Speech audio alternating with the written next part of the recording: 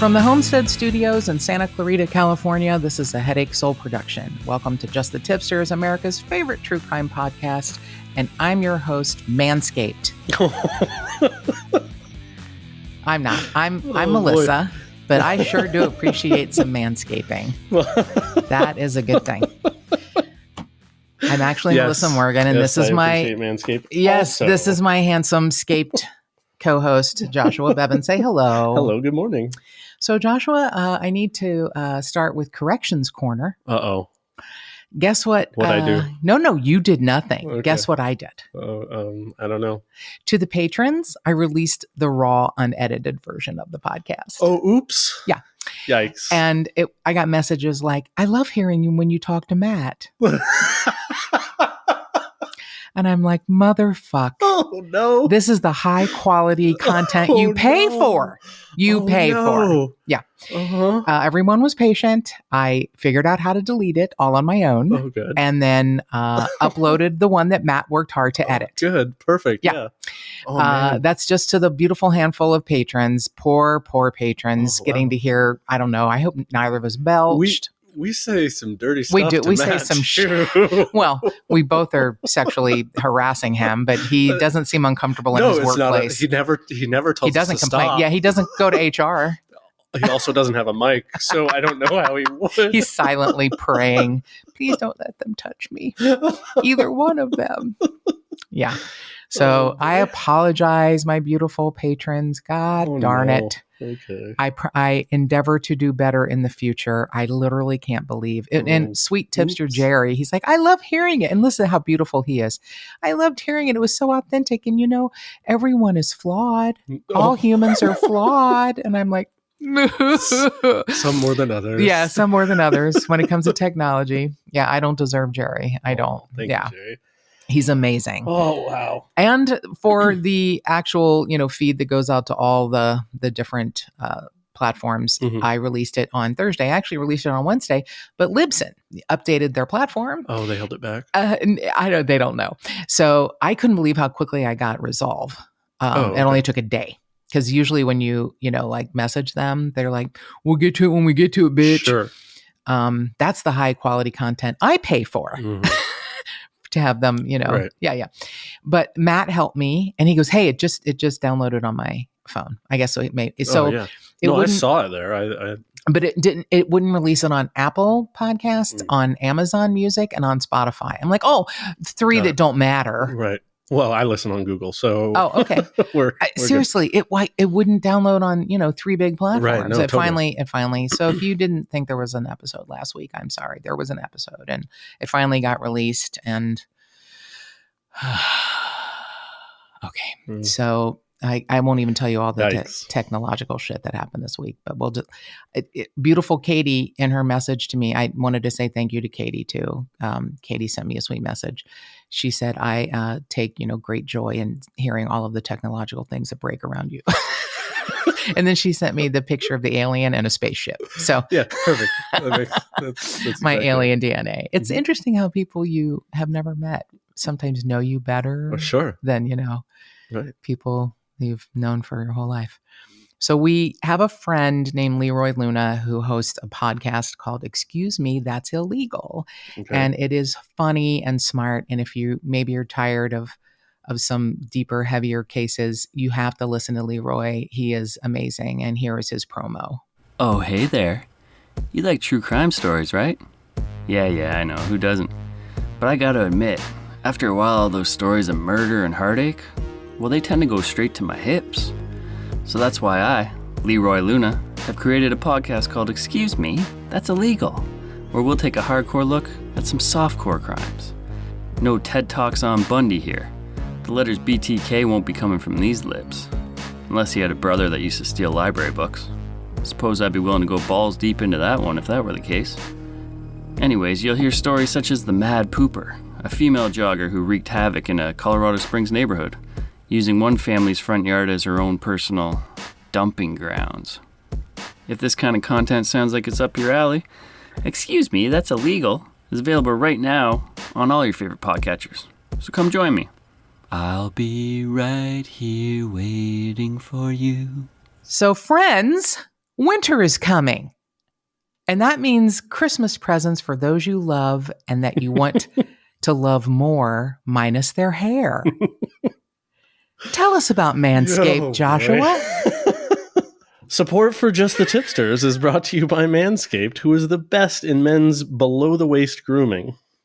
Their products are precision-engineered tools for your family jewels. Yeah, thank you for the support, Manscaped, and thank you very much. One of the things I was actually thinking about the most recent time, I can't believe I'm talking about this scaped in public. Yes, you are.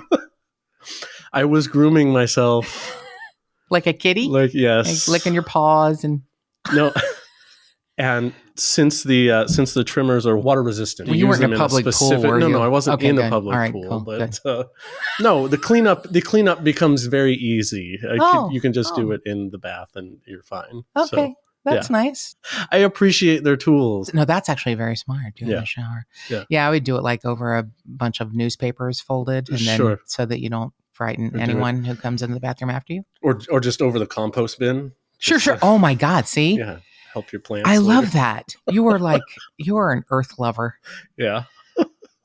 So I talk about this stuff in public. It's beautiful. Yes. So if someone wants to get a present for their loved one, Joshua, it's the perfect timing. You can actually get 20% off and free worldwide shipping by using the code JustTheTip at manscaped.com. And we love their products, and I love them so much I finished my Christmas song.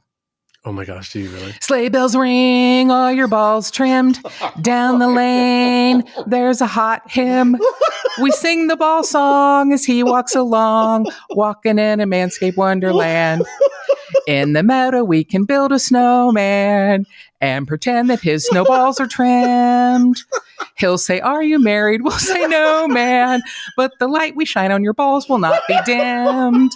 Later on, we'll conspire as we dream by the fire to face unafraid the balls we have trimmed, walking in a Manscaped wonderland. Oh my God. I can't. I have more verses, but I don't want to, I can't. Oh my God. It made me so happy to write that. I wrote it during one of my breaks at work. I was like, I'm going out to my car and writing a fucking masterpiece. Yeah. Hey, kids, it's almost Christmas. Yeah, thank you. I think so too. Under which fold in my brain collapsed in on itself. Yeah. Oh, no. I like that the snowman has snowballs that are trimmed. See what I did there? Yeah. See what I did there? I'm very clever. Oh, very that's clever. Great. I'm so glad you liked it. Yes. And it's literally the perfect present. It's the perfect present for someone you love who has testicles. Or anything else. I mean, yes. Chest hair, back hair. Oh yeah. The whole thing. They have a nose and ear hair trimmer. We're still working on the ball glitter. So we're hoping to bring that out in 2023. Edible ball glitter. Yes. I hope they're listening. Yes, thank you, Manscaped. Okay, yeah. So this week's episode is a suggestion from Tipster K, who listens on YouTube. Let's quick talk about murder now. Oh wait, it's a funny one though. It's a dark, which you know about. So Joshua and I talked about this, and I don't know if it was in an episode because he mentioned today that sometimes he forgets what we talk about when we're talking and when we're recording because we talk like we talk. Totally. Absolutely. Of, authentic and seamless. So sometimes we forget. Sometimes I'll be like, no, save that for, an episode because we'll just be talking and having a great conversation. But we had talked about how much we both loved the film Bernie.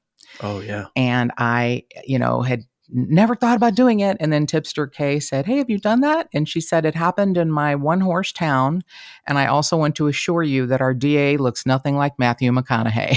Oh, so Matthew McConaughey played Danny Buck, the DA, who was really dead set on getting Bernie Tita a much longer sentence. And Bernie's played by Jack Black, and Marjorie is played by Shirley MacLaine. Yeah. And oh my God, it's a great cast, and it's beautifully written. And it was Richard Linklater directed it, and Richard and my beloved Skip Hollandsworth wrote it. And Richard, they did write it together. Yes, they wrote it together.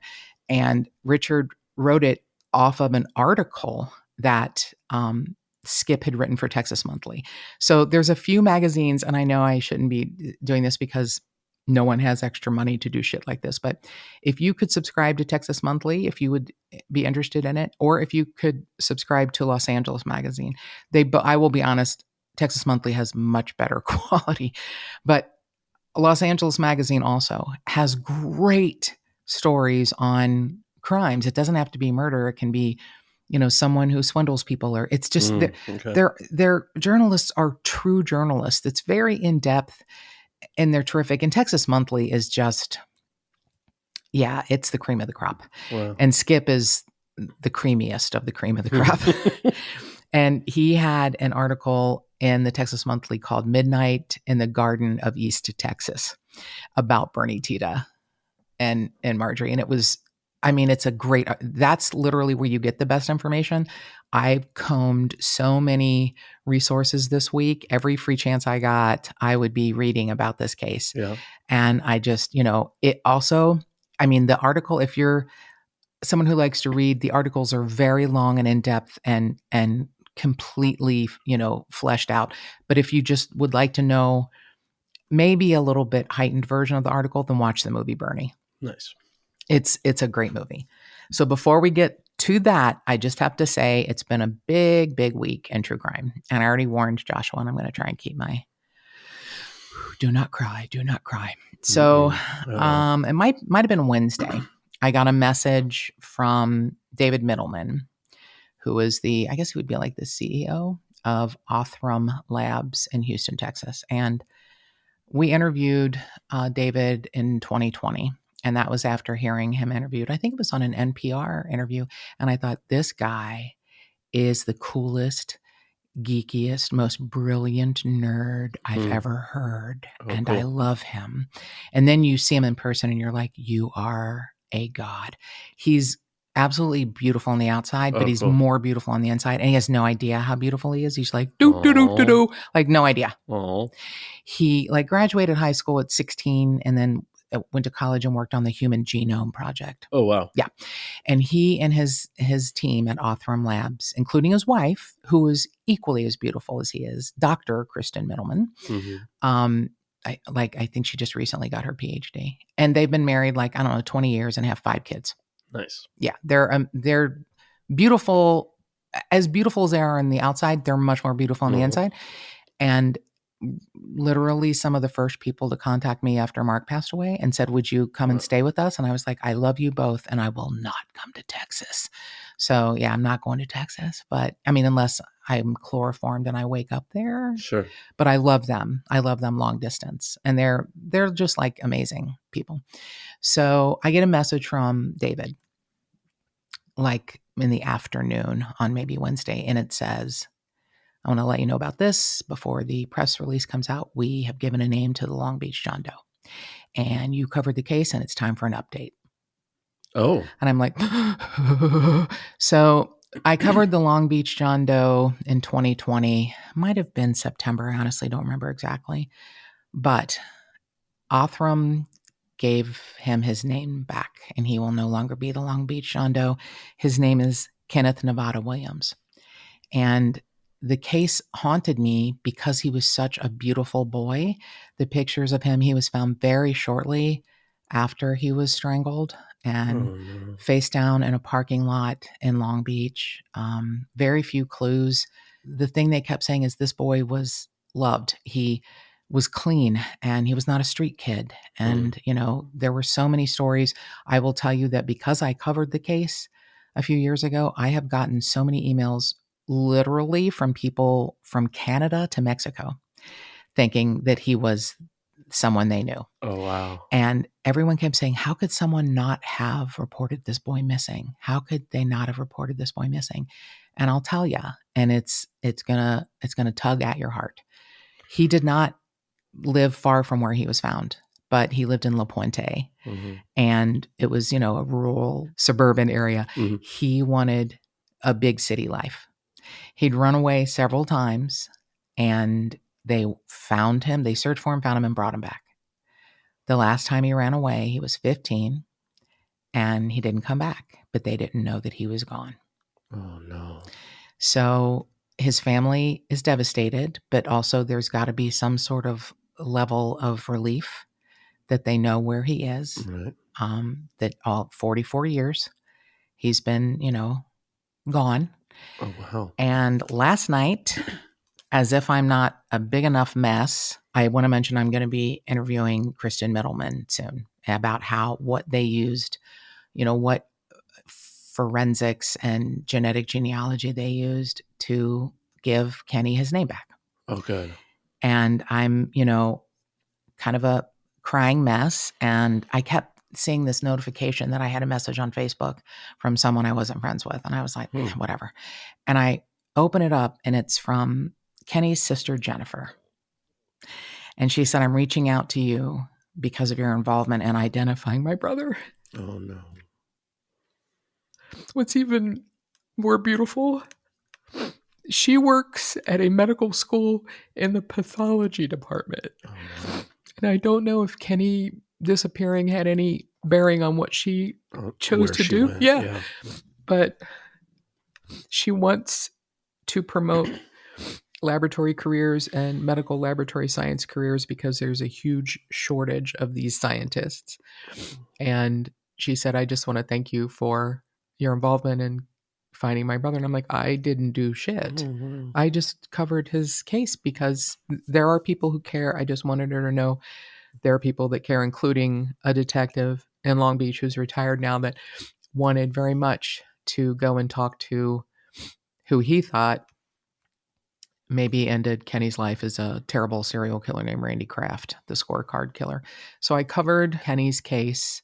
And then 2 or 3 episodes after that, I can't remember how many it took me. It might have only taken me 2, but it was the number of people that Randy Kraft killed was so voluminous. It's at least 2. So I covered him in separate cases because I didn't want Kenny's case to be about Randy. Sure. So Kenny's case is separate. I think it's episode 153 if you want to listen to it. And then if you need to listen to an interview with David Middleman, that was episode 163. And I will be very honored to talk to Kristen about what they did to find Kenny. To actually connect it. Wow. And here is the most beautiful gift that Jennifer gave me. She said, other than family, you're the first person to see this. And she sent me a picture of her and Kenny. She was 5 years old when he disappeared. And the picture looks like she might have been 3 and he was probably 12, I guess, 13. And it's in the backyard and she's sitting on his lap and it looks like he's right next to her tricycle. Oh, wow. I mean, it's one of those moments in time that is so incredibly beautiful and telling. And I'm just so honored she shared it. It was just, I cried most of last night. I'm sure that's probably a shocker. So, yeah. Man. I know. I am so incredibly blessed. I mean, I bawled my eyes out and I was like, I told Kenny's story in hopes that, something good would happen. I had no idea that they would be able to identify him 2 years later with this technology that Othram has amped up to. I mean, they're amazing. That's amazing. They pride themselves on solving cases that other labs can't solve. Okay. That's who they are. Yeah, wow. That's who they are. So, okay, on to the hilariously funny murder of... I'm just kidding. It's not funny, but it is. If you watch the movie, you'll see why it's called a black comedy. It's Jack Black is in it. Oh my God! See what you did? That's beautiful. You're a genius. It is a black comedy because Jack Black's in it. Yeah. It is also. It's a dark comedy. Well, yeah. It's come on. Welcome to Richard Linklater's world, but right. Yeah, I mean, right. Yeah. Gosh. It's a great story, though. I can't believe I'm saying this. And everybody's so amazing. And you said, I mean, we have talked about Shirley MacLaine being just amazing in this. Yeah, she's seamless. that's the first time that I saw Jack Black as, oh my gosh, what an amazing actor he is. Mm-hmm. I mean, I've seen him being goofy and Jack Black like before, but oh wow, he just like he is Bernie. And there's some footage. I think it's over the credits at the end where he's actually interviewing the Bernie Tita in his cell, and like, oh my gosh, you became this guy. Yes, he did. Like, yeah, he did. When you see pictures of them together, at first I was like, well, he doesn't look like Bernie. But then I was like, he became Bernie. He became him. Yeah. Like just, it's not even the look. It's he became him. Yeah, totally. Yeah. Like Bernie Tita was more of a, I don't want to call him a ginger, but Bernie had more light hair and Jack's hair was dyed dark. Jack's hair is dark anyway, but I felt like it was dyed almost like Elvis dark. Oh, okay. But he had the mustache at the time of Marjorie's murder. Right. And if you put a picture of the two of them side by side, it's like, wow, that's spooky. Right. Yeah. And if you put a picture of Shirley MacLaine and Marjorie, holy fuck. And, Tipster K is right. If you put a picture of DA Danny Buck and Matthew McConaughey, no, they don't even look like the same species. Not even, no. Sometimes you got to level up, and I know Linkletter is such a good friend of McConaughey, sure. So Dazed and Confused and all the things they've done together. But, you can't help how fucking beautiful he is. I mean, you can't fuck him up. You can put glasses on him. And sure. And I think he's really good in that movie. I think he is. I think everyone is. Everyone. Everyone he gets is. a bad rap for being kind of a goofball, flaky goofball. Flaky, I guess. He's a good actor. Hey, if you've seen amazing, True Detective, I mean, I haven't. It's on my list. Oh, baby, you must. You recommended it, and it's you'll just wear a drool bucket because you're going to slobber all over yourself. It's so fucking good. You're just going to be sitting there slack jawed. Not just because McConaughey's beautiful. Yeah, no, I don't know that would inspire that in you. But hey, look, that's between you and your God. I don't know. Whatever makes you happy. I am not a judge. I'm just here to say, okay. So Bernie Tita, which I found out because I've always wondered what kind of name is Bernie Tita in Texas, because people from Texas don't have names like Tita, and it is Ukrainian. Okay. His name is Bernhard Tita II. So his dad was Bernhard with a T at the end, but it's Ukrainian of, like German descent, but sure. The Ukraine, which is so fascinating now. So he lives in Carthage, Texas. His dad is a professor of music and a choral director at a college in San Antonio. He worked at the Southern Methodist University in Dallas. He worked at Kilgore College, and then he moves to Carthage. And he is married to Bernie's mother, who dies when he's 3 years old. I believe it was in a car accident. And his father is, his mom dies in a car accident, and his father, the elder Bernhard Tita, doesn't forgive himself, and he starts drinking a lot. No. So I guess when he's about 13, his dad marries a woman named Clara Wiley, and who's a stepmother. And then his father dies when he's 15. So he graduates from a high school in Abilene, and then he works he has to kind of take care of he and his sister.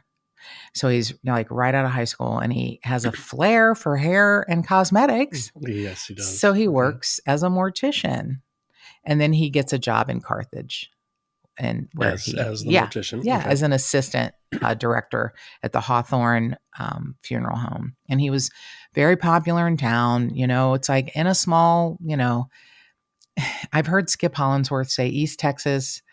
People in East Texas talk different and are different. And, it's sort of its own. Texas is so huge. And one of the things that bothered me, I worked on a film in 2002 in Austin. And as we were driving a large Ryder truck with cameras in the back and shit we needed for this horrible independent film, you cross the state line and it says, "Welcome to the United States of Texas." Mm-hmm. And I thought that was a joke, and it's not. That's how they feel. Okay. And it's such a huge landmass anyway. People in different parts of the state, it's almost like its own different country. Sure. And those are small territories or states inside that state. Got it. So East Texas is a little different, I guess. And this small town is even a little more different. Skip Hollandsworth mentions, after Bernie, shocker, Bernie kills Marjorie. After, oh man, you spoiled. I spoiled the whole goddamn thing for you. After the murder, Skip goes to town to interview people, and he's sitting at a place for lunch. It's like Billy Bob's Catfish, something or other. It's like, you kill them, we cook them. Like you bring your own fish, you catch and they'll cook them for you. I'm like, ew. Sounds delicious. It sounds terrible. But ironically, he'd run into Danny Buck, the DA there. Okay. Yeah, he's doing research for the article. And it's just like the town characters it was like an episode of, of Andy Griffith. Yeah, it was like, it's so interesting. So in March of 1990, Marjorie Nugent, who, by the way, is never really called a good, kind woman, except for a few family members who I think maybe she was. It's actually one who she, wrote out of her will. But anyway, most everyone's like, she was difficult. She was sarcastic. She had like a very viper tongue, and she could just knock you down. She could level you, whether you thought this old lady could do it or not, she fucking could. So her husband dies in March of 1990, and very few people come to his service. The person who sort of arranges everything is the assistant director at the Hawthorne Funeral Home, which is Bernie Tito. They become close friends. Okay. At one point, he helps walk Marjorie to the car, stands next to her during the interment of the casket because there are no friends or... Oh, wow. I know.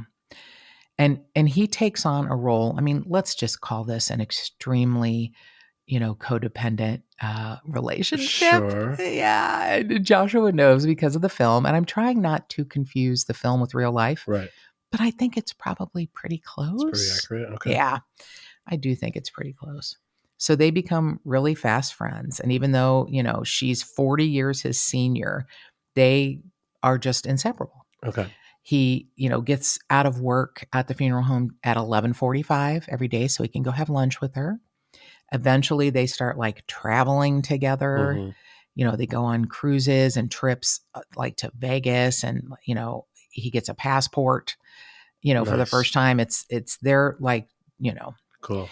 So she is the widow of a man who worked for Magnolia Oil, which eventually becomes Mobil Oil. So I guess we've heard of that. Yeah. So at the time of his death, he leaves her, it's estimated $10 million. I've heard 5, but wow. 5 to 10. Let's say 5 to 10 in 1990. Pretty good. I mean, after you have the first 5 million, like what's another 5? Right. What's another 0? Yeah. Come on. Right. So she's got a lot of money, and, she's an older woman. Mm-hmm. She doesn't participate in any of the like community things. She doesn't donate to anything. It's just, and then, when Bernie is like her only friend, which you can see, how many, gay or straight men have I been friends with?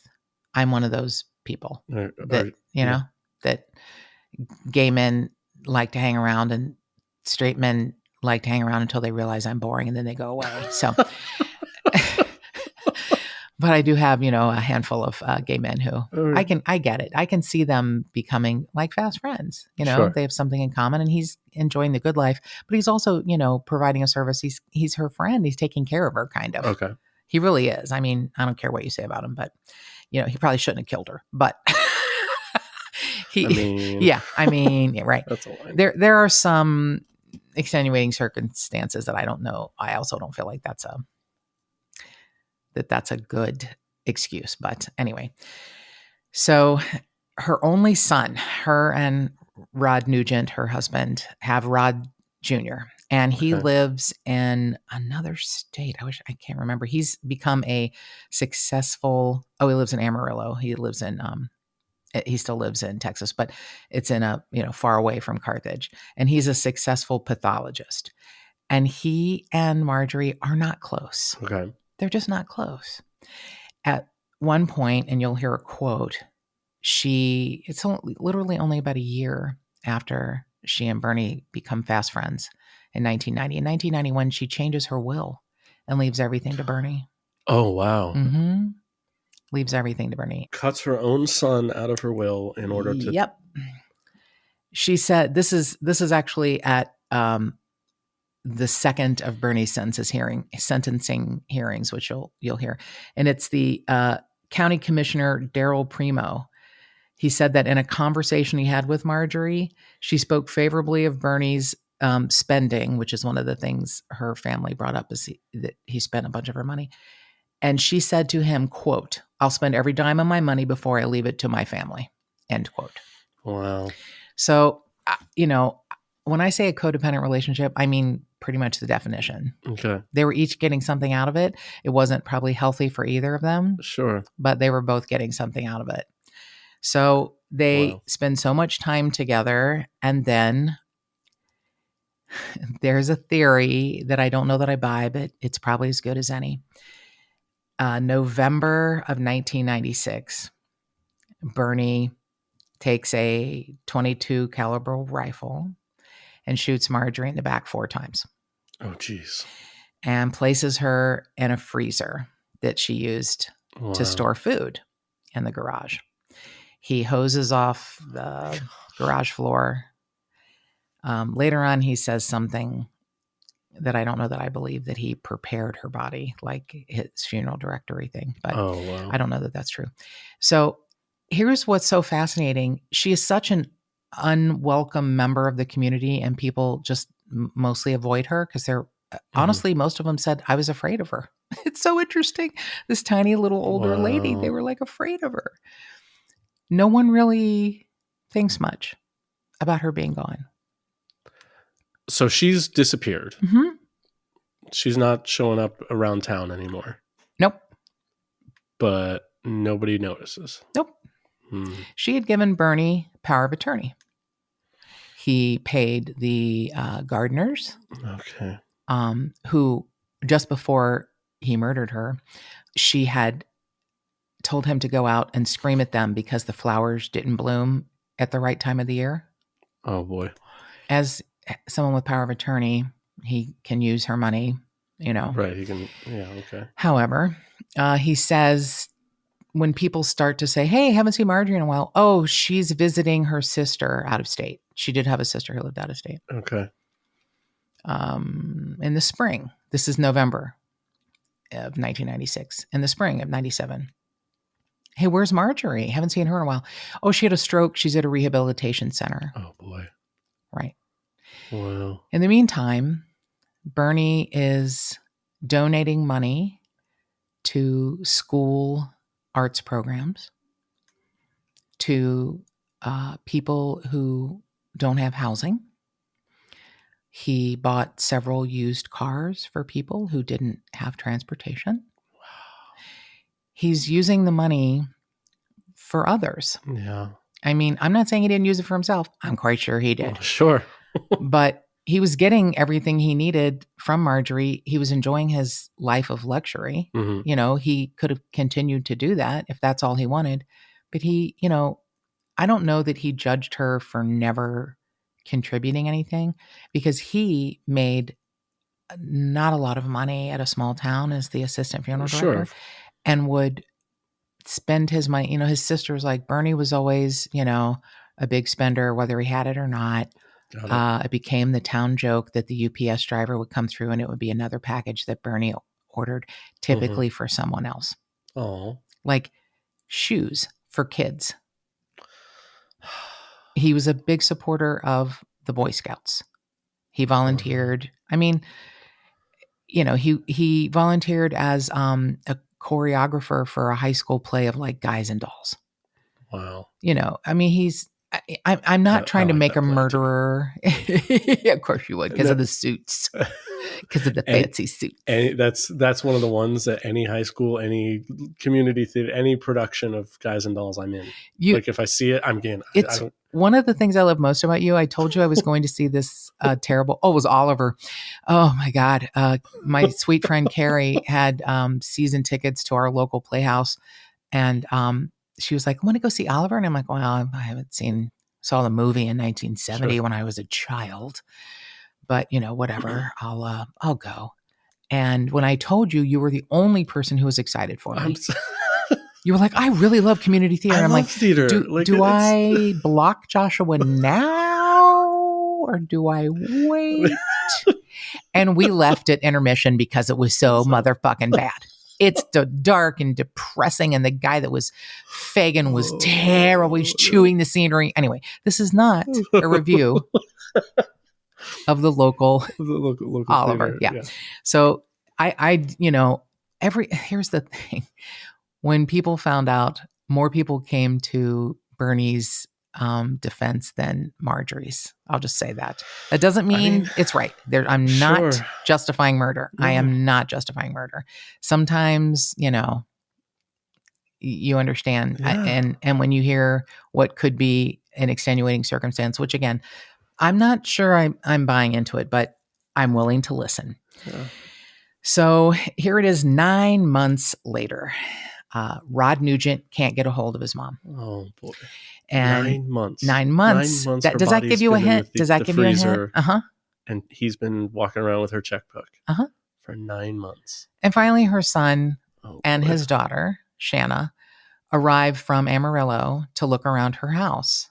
And they find her in the bottom of the freezer. Oh my gosh. 9 months later. So it's August of 97.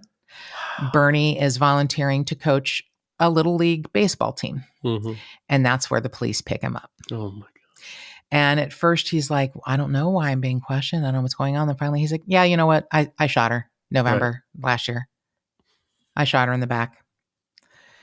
They're like, why? And he said, I couldn't take it anymore. She was angry and abusive and she was just a mean person. And I snapped and, it doesn't take long before he just tells them everything. And he's like, I prepared her body. I'm not even sure that really, because according to her son and granddaughter, she was just like wrapped in a blanket at the bottom of the freezer. Oh. She wasn't in like a human-sized Ziploc or anything, with like embalming fluid or her makeup wasn't done. All of that. Yeah. She, it's like she was just found in the freezer, like half a side of beef or something. Mm-hmm. So he said he prepared her body and placed it in the freezer.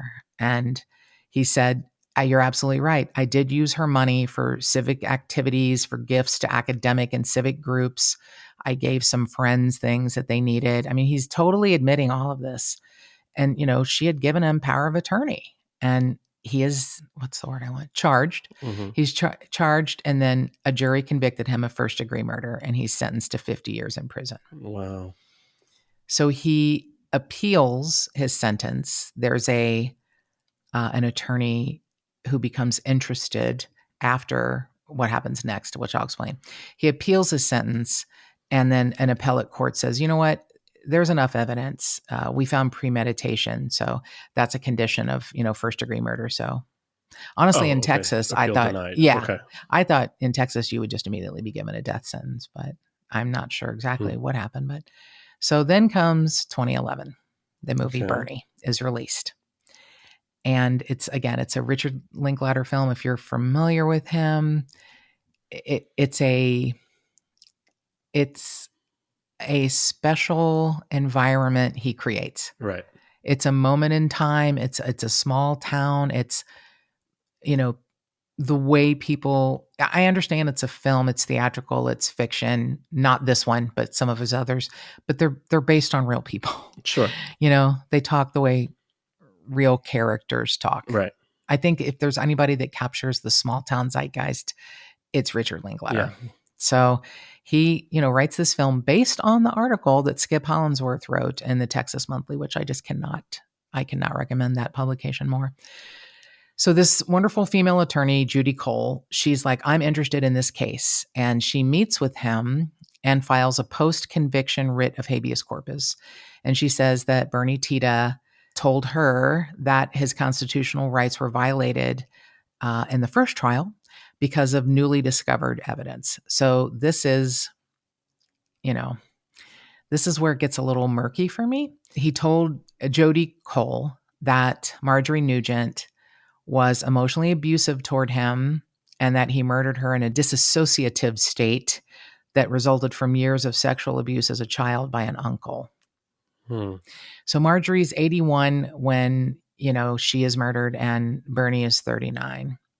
So according to his attorney, he said, I was abused by an uncle and I never talked about it. There wasn't anyone to talk to about it, and that, yeah. How do I say this nicely? A part of the human journey is trauma. Absolutely. We've all had, I don't care if it's bullying or, sexual harassment or sexual assault or physical assault. Not everybody who has been through that turns around and does it to someone else. Right. Bernie didn't molest anyone. In fact, he supported a lot of things involving kids, and there was never anything about him hurting them in any way, or adults. Right.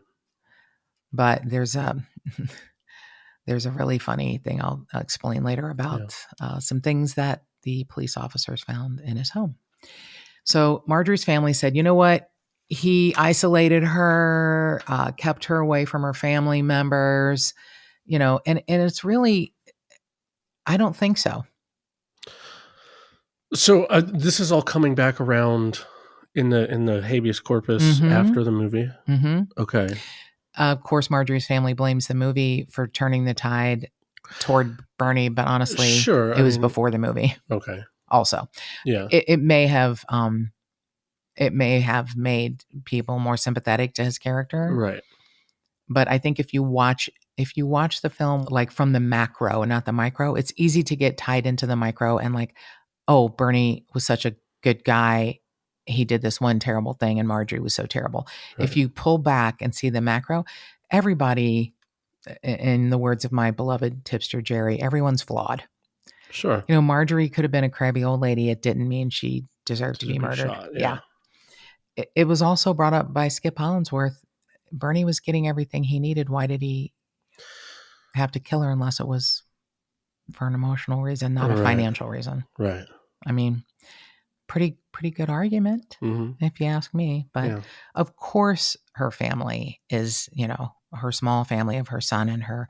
Like I said, she has a sister out of town. Her sister's like, I was always afraid of her. Right. It's so interesting the way people, feel about this case and in a small town. So Danny Buck, his real name is Danny Buck Davidson, is the DA. And he is like, I am going to hang him from the highest tree.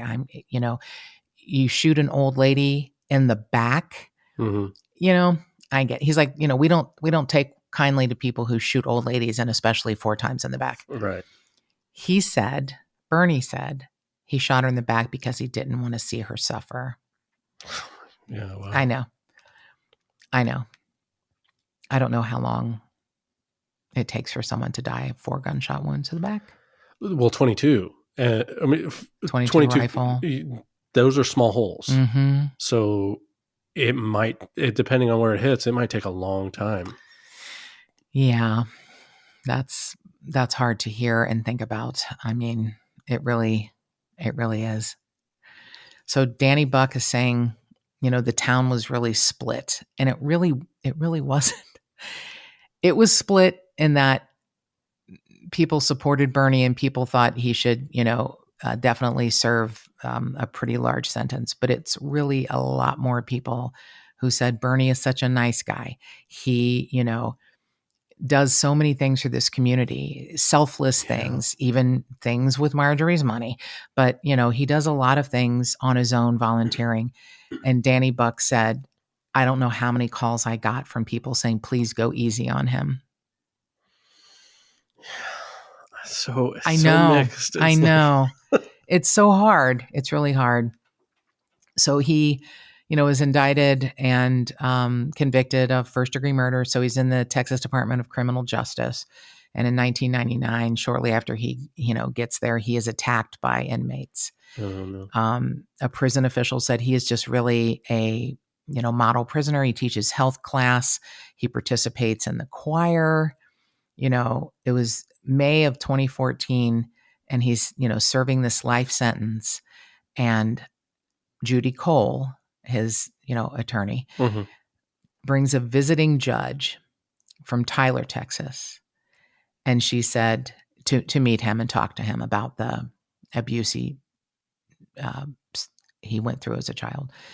And she allows him to be released from prison in May of 2014 on $10,000 bail that his attorney got together because she had learned that this had not come out in the first trial, that he'd been sexually abused for multiple years by an uncle. Also, I don't know that this is true, but that I know this part is true, that they found, multiple, it's 1996 or 1997. Videotapes are big.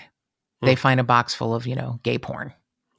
Got it. And apparently, I don't know if anyone from the DA's office really did this, but one of the things that was asserted is that if he didn't confess, it was like his confession was not under duress, but like, if you don't confess, we're going to release these tapes. Oh. And it's not like people didn't know that Bernie was probably gay.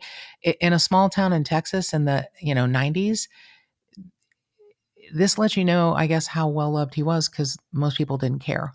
Right.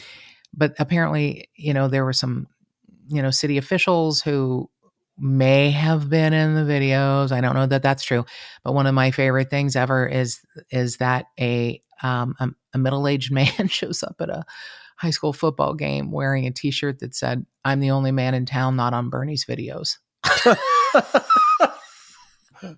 I know. I'm like, wow, how insecure are you in your own manhood that you have to wear a T-shirt to a high school football game saying, "I'm not in any of Bernie's videos." I know. It's a terrible thing. So the thing that is fascinating to me, because I respected this guy, and I'm not sure I still do, but he's a forensic psychiatrist named Richard Pesikoff, Pesikoff. And if you've seen the number of true crime shows that I have, you've seen him interviewed. And I'm fascinated by forensic psychology. But he says Bernie shot Marjorie because he was able to repress and compartmentalize the abusive events from his childhood and adolescence.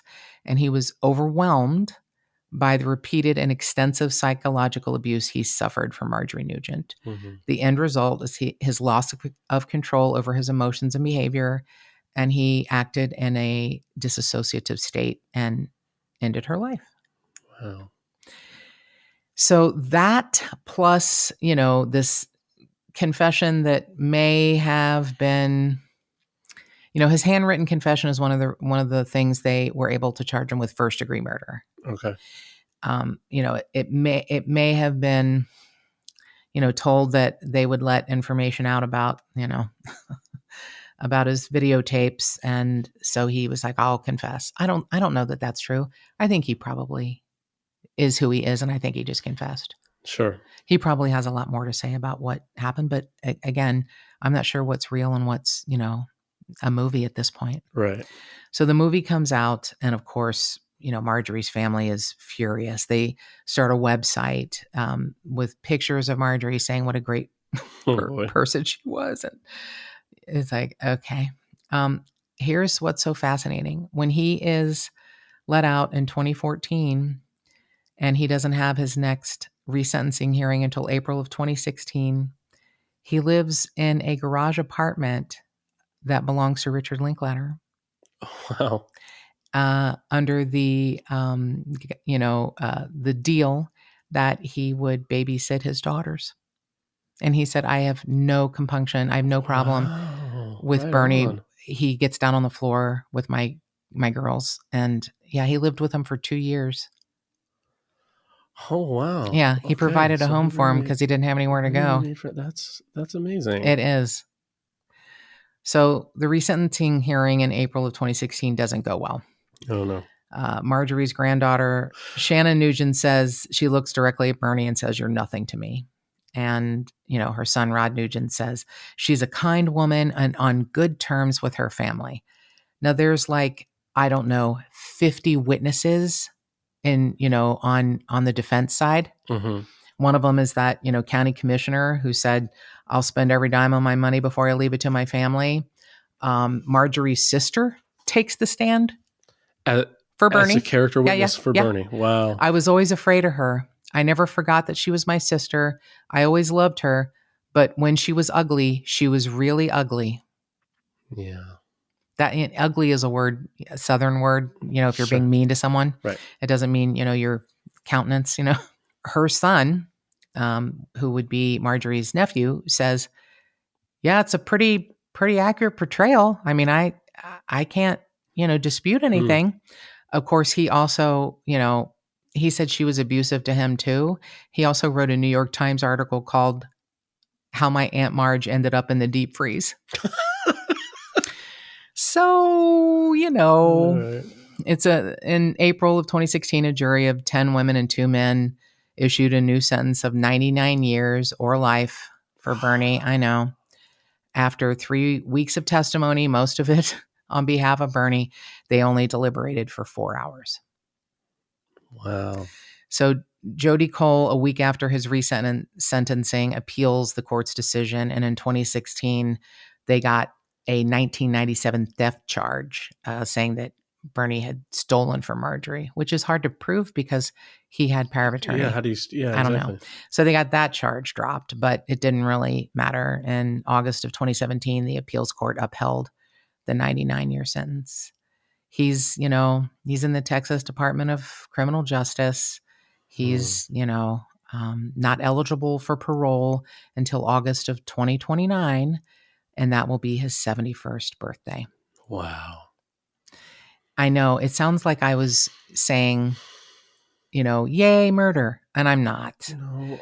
But I mean, I think we've all seen stories where a father of a child that was, raped or murdered or both shows up in the courtroom and tries to shoot or kill and sometimes succeeds and sometimes doesn't, even to their own detriment. They don't care if they're tackled by sheriffs and beaten to death. They want revenge. Right. And you understand. I mean, I don't have kids, but I understand that. Right, totally. I'm not saying Bernie should have murdered Marjorie at all. To me, it's like married couples. There's a thing called divorce, you don't have to kill your spouse. You can, I know it might cost you some money, but you know what? You'll fucking make more money. Just fucking walk away. Right, exactly. I'm not saying he had to kill Marjorie. No. He didn't have to. Josh was like, but I get why. No, it's so complicated. It because, is. yeah, when you say this, like, well, no, yeah, just walk away. Just be like, all right, I'm done. Yeah. Like, this friendship over. Yeah. Here, let's go sign the papers and not be your power of attorney anymore. And, he's 39. He can still go back to work as a mortician. I mean, he quit after a few years to become like Marjorie's full-time companion. Yeah. And money manager. Yeah, you can quit your job.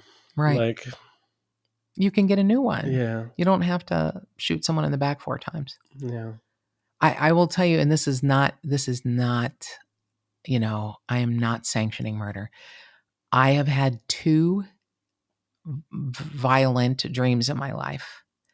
One was that, and she was still alive, my grandmother, who was a terrible person, not so terrible to me, but terrible to my mother. And I loved my mom with all my being, and I couldn't stand the way she treated my mom.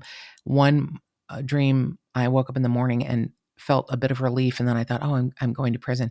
I dreamed that I smothered my grandmother with a pillow. Oh, wow. And it felt relieving and also terrible. Sure. And the other violent dream I had, and obviously these are 2 people who had a whole lot of resentments built up for my first husband. I was married for 2 years right out of college, and I dreamed that I punched him so hard in the chin that I broke his lower mandible and it popped out the sides of his face. Oh, wow. I know. Like I punched him so hard it pushed it in and popped. I know. And I woke up like, oh, I didn't do it. But those are the only 2, and it's been decades since I've had those dreams, but I remember them distinctly. Again, I'm not sanctioning murder. I am not sanctioning murder. I'm just saying sometimes we understand it's not forgivable, but it might be understandable. Yeah, I know. Yeah.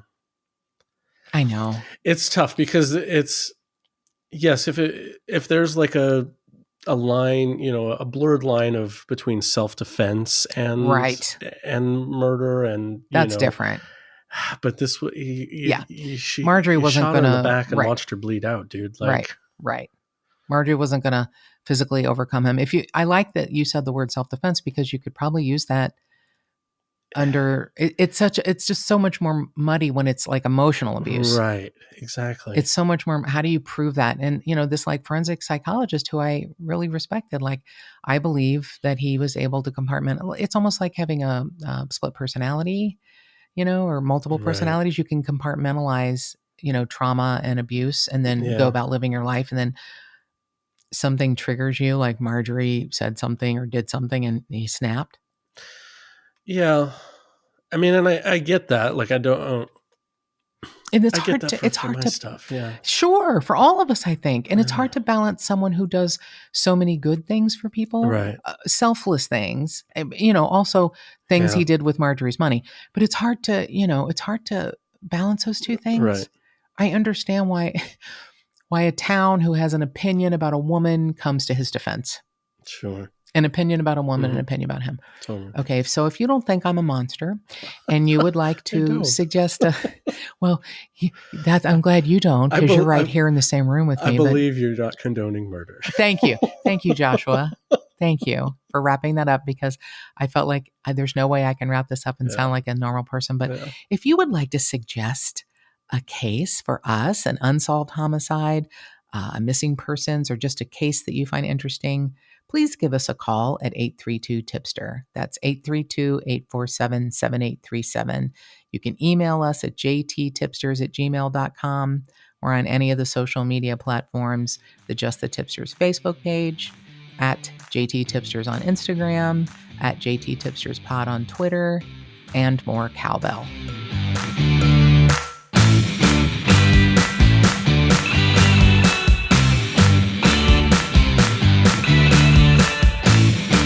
If you would like to support this podcast and get early access and other cool murderous swag, go to patreon.com/justthetipsters.